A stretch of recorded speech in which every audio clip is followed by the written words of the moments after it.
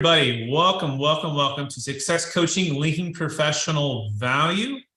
My name is Brett Swartz, I'm founder of Capital Gains Tax Solutions, also a part of eXp Commercial, and I'm here about once a week for the last few weeks with the Jason Kay with eXp Realty, Colorado real estate expert and professional, and we're talking about how to grow your business and help your clients through some coaching that we received, and we're practicing that coaching live with you every single week for a series of about 10 weeks or so. And so we're in week 5, and we're talking today about linking professional value. Jason Kay, let's dive right in. What is unique professional value, Jason? A unique professional value refers to how you can solve a client's problem or help solve their need. The unique value is unique, of course, to that situation, not you yourself. You're not trying to sell yourself. You're trying to fix what's going on in their life. They're reaching out to you for a reason. So don't be selfish. It's not about you. Can you or your service help someone get what they want? Me personally, I sell homes, townhomes, condos, investment homes, single family homes. Occasionally I'll go up to a multifamily, 3 to 4 rooms in an apartment type of complex. So what is it that I do? Well, I just don't open doors. I just don't find doors. You can do that on your own. Well, finding the doors. But what I'm doing is helping someone, the nickname is find their dream or live their dream. Why do you want to move here? All those great probing questions we asked earlier, this is where they come into play. Perfect, Jason. Yeah. And that's the key, right? Making it and understanding what it is that they're trying to solve. I like the way that Coach Michael Burke puts it, by the way. He says it's called A to B. B is where they're trying to go. A is where they are. And the value is what us as professionals provide that bridge to help them achieve going from A to B and connecting those things. And so what's the unique thing that they're trying to solve for? What's the big challenge they're trying to overcome? What's their ideal outcome? And the value is you helping them get there, your unique skill set that you have to help them bridge that gap, which leads into defining your value. We have found that you're best suited to help someone to get what they want by understanding exactly what they want and not taking that for granted.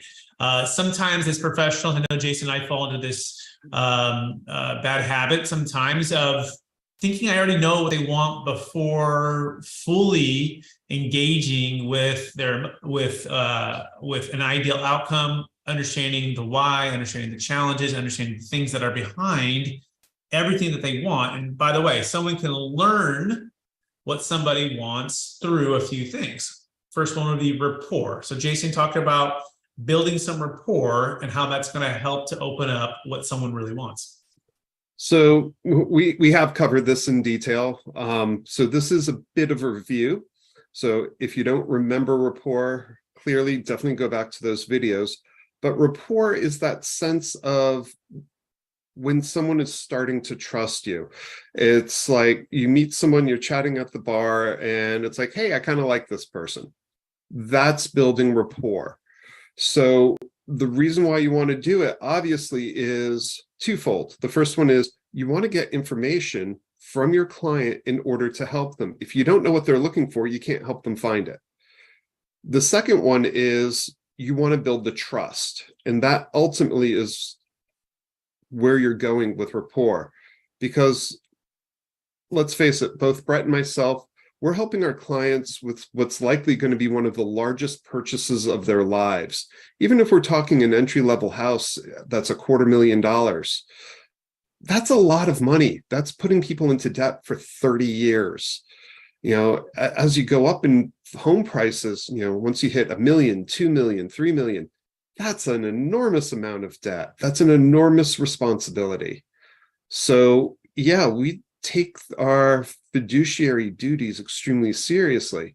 And the very first step to let the clients know that is building rapport. And it's so important. Really well said, Jason.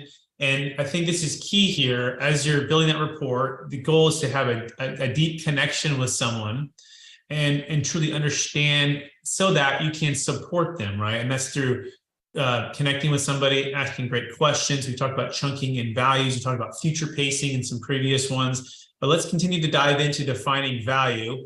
Once you have built the rapport, ask great questions, have discovered the needs and the emotions behind those needs, by the way, mirroring and labeling is a great way to establish that you indeed have heard correctly what the emotion, what the purpose and the drive is behind whatever they're asking for, whatever that would be a great outcome for them.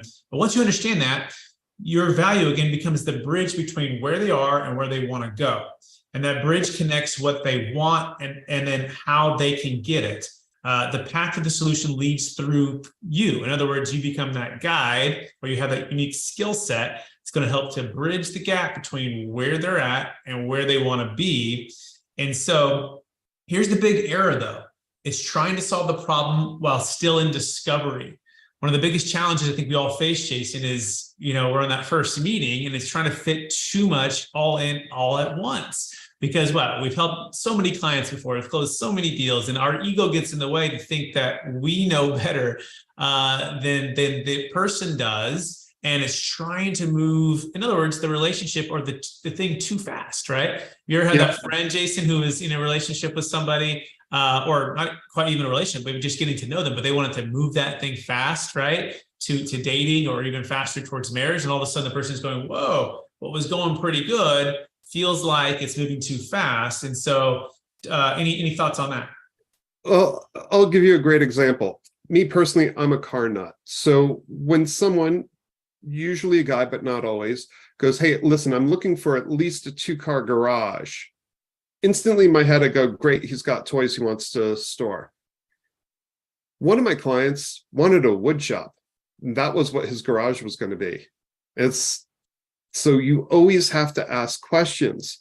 So instead of just going, great, you need a garage for toys, and I still ask the question, so what are you using the garage for? And me expecting to hear, oh, it's going to be, whatever type of car. He goes, oh, it's my wood shop, which is why I have to have power to it. Having water there is great as well, but not necessary. But I'd prefer the garage to be actually separate from the house versus having a bedroom above the garage and being attached. I'm like, that makes sense, especially with a wood shop. So that's why you always want to stay in curiosity. My personality, I have a tendency to jump 4 steps ahead and be very impatient. But I know that about myself. So I actually have a checklist where I go through and make sure I ask the questions and slow down.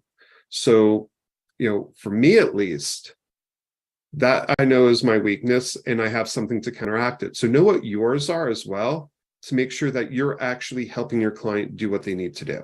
Absolutely. And by the way, when I was newer in the business, and even still, I have to be aware of this, I tend to want to keep the momentum moving forward in the discovery phase and solve the problem too fast, and or before fully understanding the drivers behind it, give all the answers. And this is a classic one. When you call somebody on the phone, what's the purpose of a cold call? The purpose of a cold call is to set a meeting, right? It's to set the meeting. The purpose of the cold call is not to discover the challenge, pique the curiosity, solve the problem all in one thing, because guess what? If you've just solved it for them, now they don't need you. And so just a practical application of this, if you're trying to grow your business, you have to think about, while you're building rapport, discovering the need, piquing curiosity, that you're not solving the problem immediately for somebody, even though that might be our inclination, because they may or may not hire you. And so are you working on an exclusive listing agreement?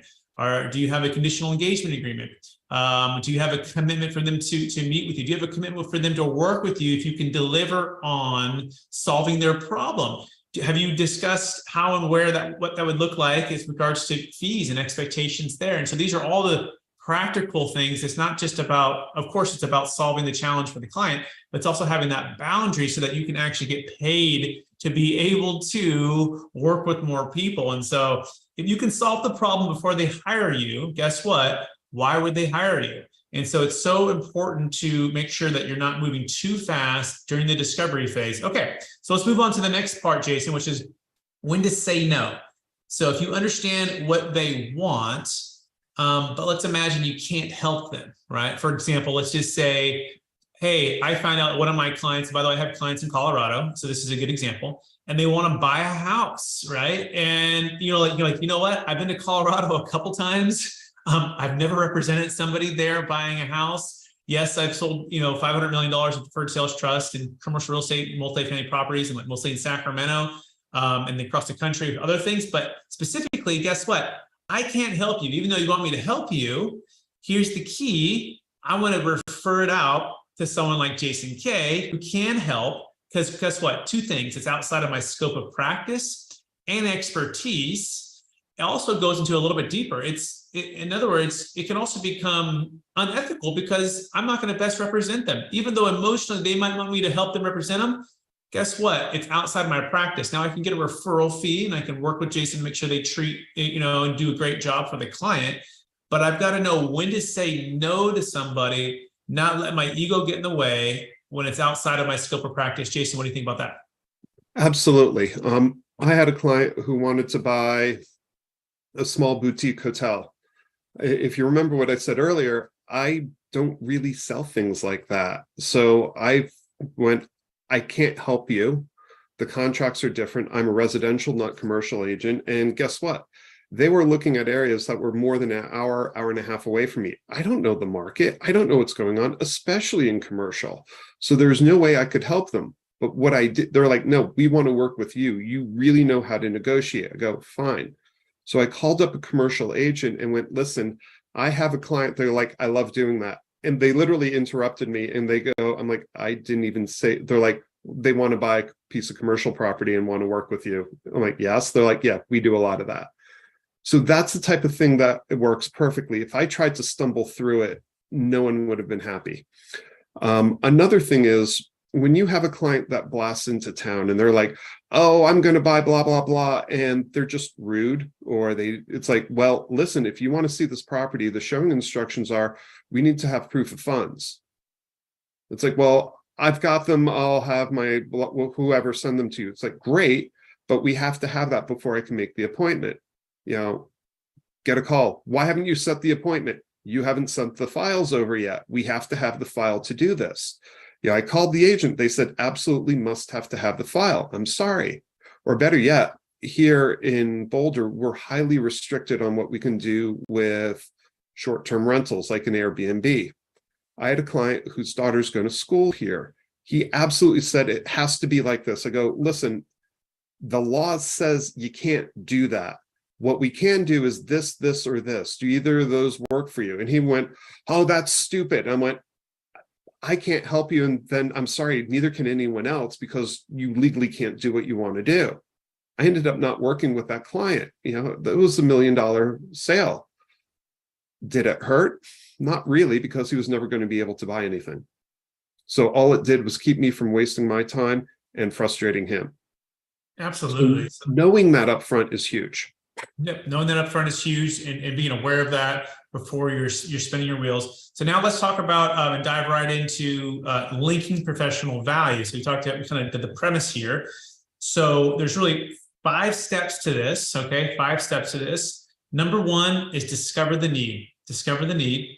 Number 2 is clarify the need and the ideal outcome while checking for positive feedback. So we've kind of talked about the need. But let's talk about this one right here, Jason. I think this is so key, that you're not assuming you understand the need, you're actually clarifying the need. And it might be something along the lines of, it sounds like, it seems like, it feels like X is the need, or X is the ideal outcome, right?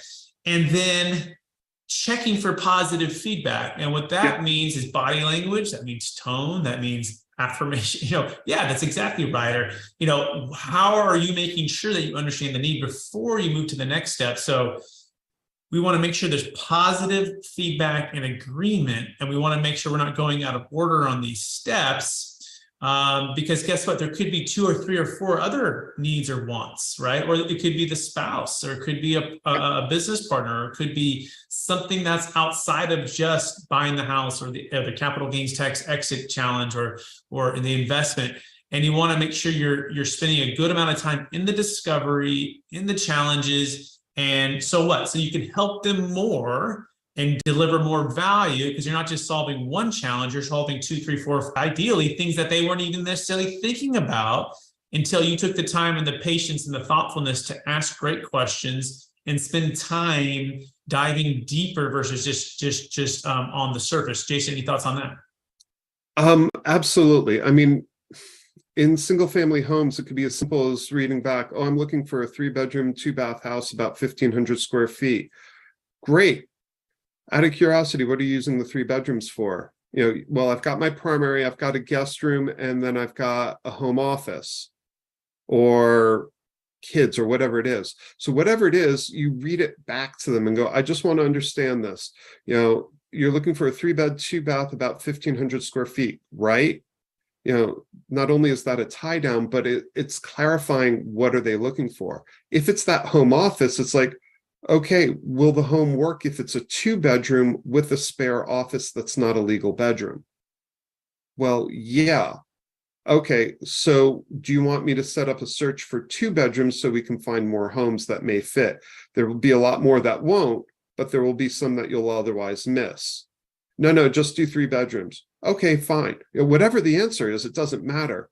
But you're getting buy-in and you're showing not only that you're hearing them, but that you understand what they need. And that's the huge part on the agreement and the clarification. Very well said, which leads to the next part of the 5-step of, we call it actually it's called the NLP 5-step sales process that Eli taught Jason and I during Success Coaching breakout. And this next one is called Future Pace the Ideal Outcome. What they ultimately want, and check for positive emotion. So you've clarified the need, and then we do what's called future pace the ideal outcome. And future pacing, if you remember from a few weeks back or look at the other videos, we talked about basically painting a picture of, imagine you are, 6 months, 12 months, you've closed on the house, you've closed on the real estate, you've closed on the exit plan. What would have to happen for you to feel amazing about the outcome? And or what would you make sure would not have had to happen to feel amazing about the outcome, right? Was it within good walking distance to a park for, my wife and I, we're fostering some dogs now. We got 2 dogs with our kids. And guess what? We wanted the opportunity to be able to walk them in a nice neighborhood, a safe neighborhood. Is the cash flow for the investments going to offset the time and expenses you have to do with running your business? Right? What does that look like? Is it going to be enough margin for your new lifestyle when you're moving and wanting to travel more? Whatever that thing might be, you want to help them imagine that and say, what would it be if we achieve that, and then also check for positive feedback. Any other thoughts on future pacing there and ideal outcome, Jason? No, I think you nailed it perfectly. And I'm just going to jump into the next piece, which is number 4. That's link yourself to that ideal outcome or solution. Basically, what you're doing is, this is where your unique value proposition comes in. This is why they need to hire you, or why my clients need to hire me, because I'm going to show them how I get them from point A to point B and why I'm the bridge that will get them there. That is the single most important thing, because if you have already solved the problem, they don't need you. And if you haven't shown how to solve the problem, they're not going to pick you, because they're going to choose someone else who does it. So this step is absolutely critical. And it is so personalized that every time I do it, it's different, because everyone's need is different. It's like, I need to move in and be in my home in 9 days. It's like, okay, great. When are you going to be here? Let me block the schedule. We're going to look at every single home that's close to what you need, and we're going to be writing a contract at the end of the day. Does that sound good for you? Because you're a cash buyer and we'll probably be able to squeak it out. Oh, you need to be under contract in 9 days. Great. That gives us a little bit more time. So what I did was, right there, you notice I clarified, I future paced, I linked myself. It was all done in a couple of sentences. The whole point of this is, let me be your Sherpa. You want to get to the top of Everest? I know the route and I can carry your gear. And most importantly, I'll tell you what you're going to need. I love that, Jason. And by the way, if you want to learn more about Jason, you can check him out by going to homes-in-boulder.com, homes-in-boulder.com. com. And I think that's so key to the link. This is your opportunity to shine a little bit, right? In the sense that, if you've built that rapport, you've asked us the questions, you've established what the need is, the emotional drivers, your future pace, you've done all of that. Now it's like, okay, great. Now that I understand that, let me show you how to help people do this repeatedly. Let me show you some deal stories and challenges that have helped families overcome in negotiations, and linking yourself, whatever those emotional drivers are. Here's the key. It's not your entire resume on everything you've done, but it's picking out those key things of demonstrating the evidence for delivering, right? Producing. Yep. That is tied directly to their need and the emotion behind that need, right? And especially if you can bring deal stories out now too, right? Where you can be client deal stories, it becomes alive for them. And this is the key question to ask. So if I could help you achieve X need plus emotional driver, selling your highly appreciated asset for the highest price and the best terms, and being rid of the toilets, trash, and liability, which just drains you of your energy and your stress and your time to be able to spend doing the things that you really want to be doing in retirement or the next phase, next chapter of your life. Would that be of value to you? Would that be worthwhile? Would that be helpful? Would that be important? Would that be significant for you? And so it's basically an if then, and you as the link to doing that outcome. Again, not providing the how, just stating what the outcome will be and using those terms. And so if I could help you achieve or have this outcome, plus, again, rid of the emotional challenge or the positive emotional outcome, right? Because guess what? All buying decisions are made through positive emotions. There's typically the challenge that gets the client or the prospect or somebody to the door to meet with you, but they actually make the buying decisions based upon positive emotions, right? The outcome of once that is gone. And so we want to make sure you're moving forward in a positive way. Jason, any thoughts on any of that? For me, staying in the positive is so huge. It's one of the reasons why I close the way I do and as efficiently as I do, because people want to be happy, generally speaking. If they're unhappy, they want to get happy. If they're happy, they want to stay happy. So stay in that positive space. It really, really helps. It's taken me quite a while, especially coming from the East Coast, to lose some of the snarkiness and sarcasm. But let me tell you, my business has exploded because of it. Is it still there? If I'm out at the bar, hanging out, having a good time, sure, I'll occasionally drop a snarky comment. But in business, almost never. A great example is, instead of no worries, I say it's all good. I didn't come up with that. I stole it from a friend. But the whole point is just listen to it. It's all good. It sounds so much better than no worries. Worries, why am I worrying? That also speaks to the subconscious. The subconscious doesn't understand negatives.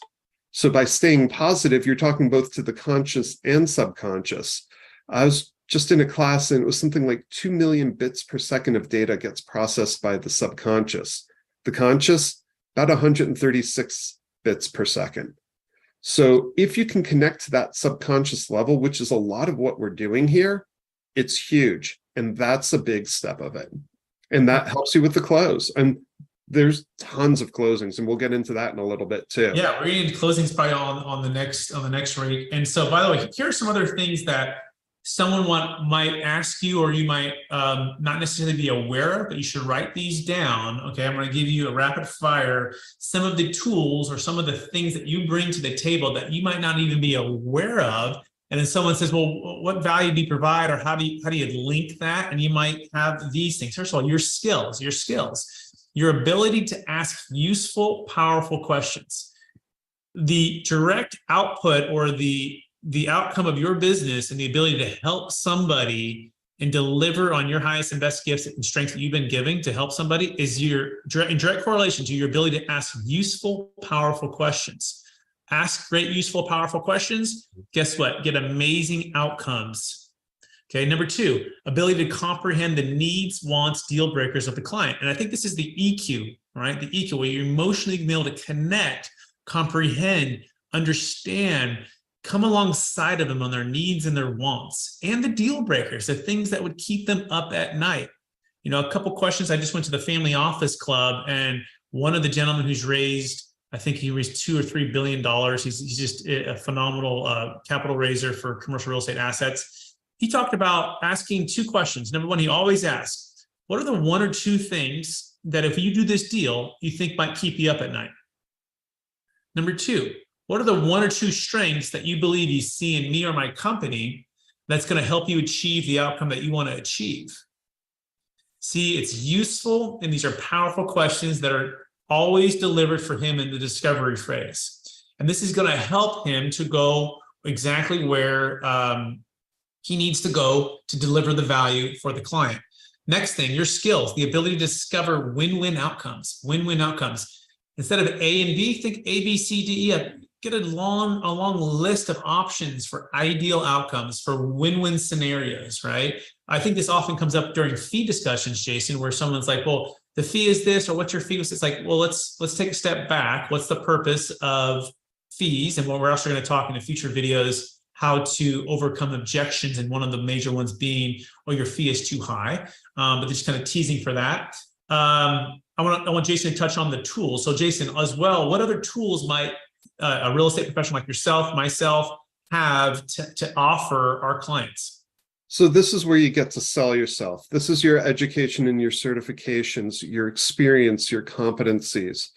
So when I talk about myself on my second meeting with my clients, before I get into what the market looks like, what their goals are, how it is that works, I couch them and go, hey, listen, just so you know, I spent 18 years as a mechanical engineer. I got my master's while working full-time in Columbia.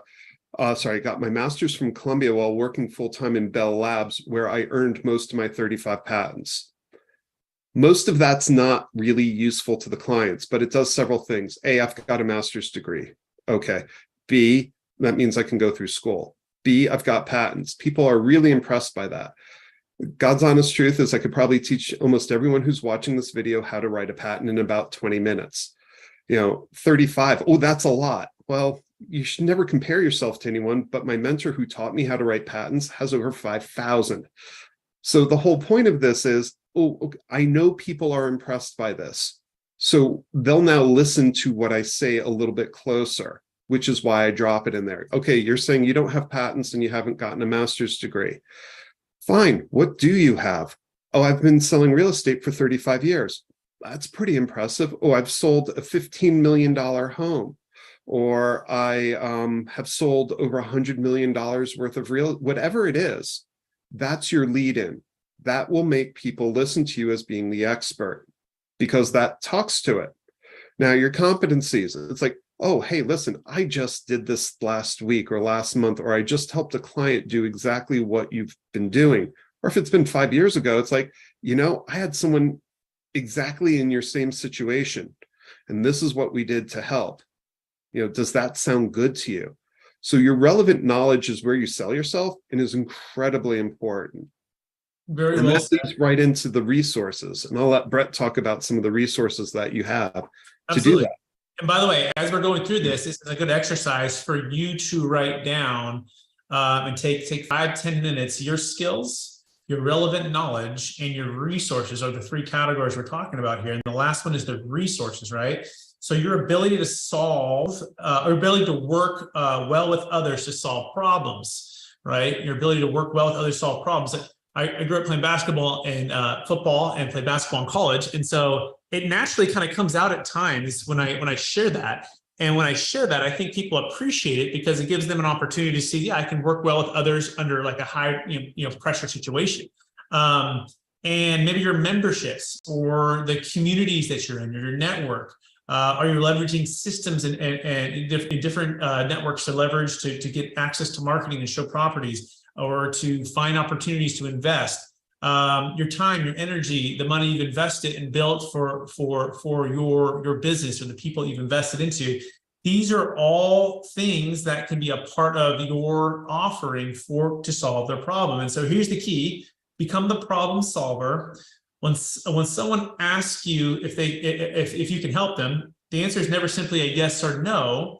your ability to understand their problem and respond to the need should determine the answer. And so you want to make sure that you're linking your professional value, but before that, you want to make sure you understand the need and the emotional drivers behind the need, and then move forward with the ability to link that. So I hope this has been helpful for you.